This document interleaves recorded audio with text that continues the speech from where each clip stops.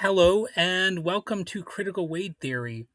So, there's a word that comes up again and again when we talk about stories, especially old ones: real. We ask whether a tale is real folklore, a real myth, a real fairy tale.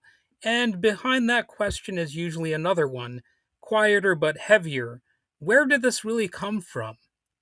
Our obsession with origins isn't neutral, it's even tied to anxiety: anxiety about cultural inheritance, about ownership, about whether something meaningful has been diluted, commercialized, or stolen from us somewhere along the way. We want a pure source, something untouched by modernity, perhaps, something that feels closer to the soil, closer to truth, something perhaps primal, even, for a lack of a better word.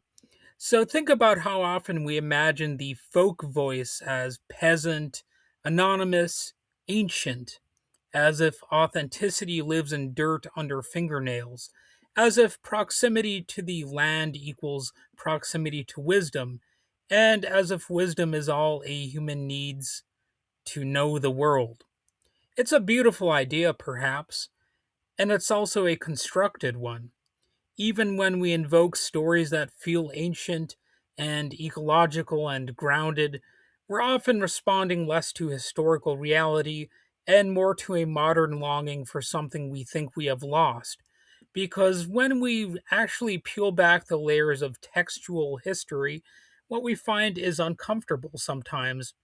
The oral tradition, so often treated as a sacred origin point, is frequently a retrospective invention, a myth about the past, shaped in the 19th century by collectors who were working with very specific nationalist and romantic agendas.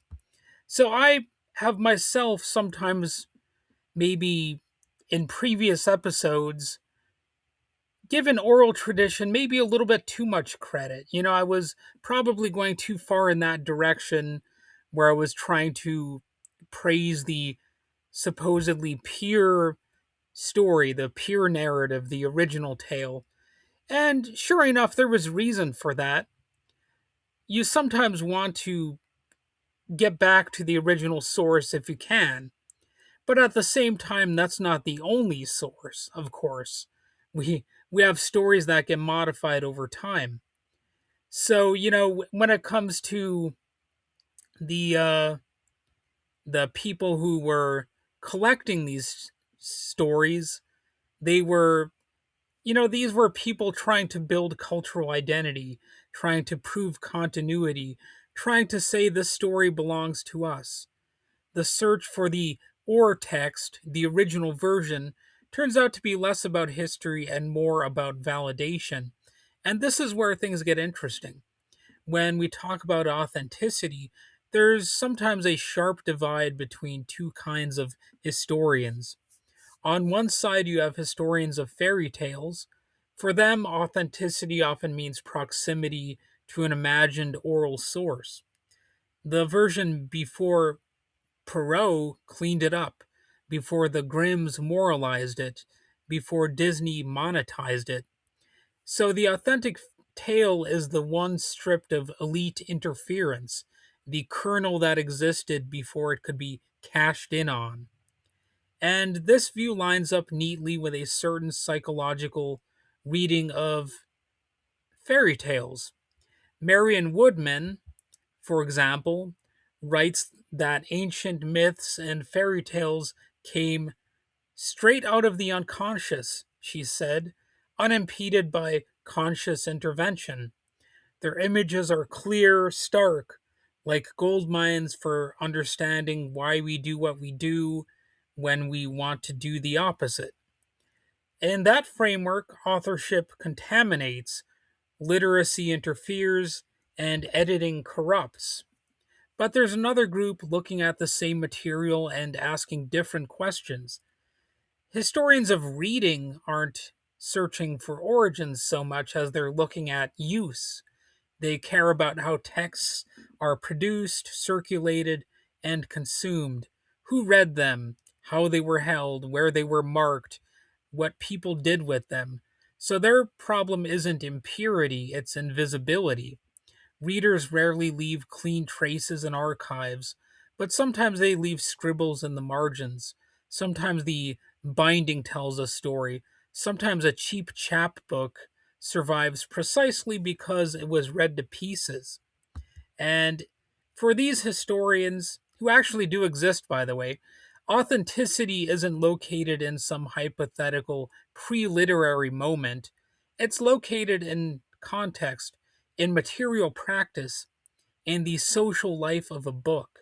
And when these two approaches collide, something productive might happen. The hierarchy of pure versus corrupted versions starts to fall apart because here's the uncomfortable fact.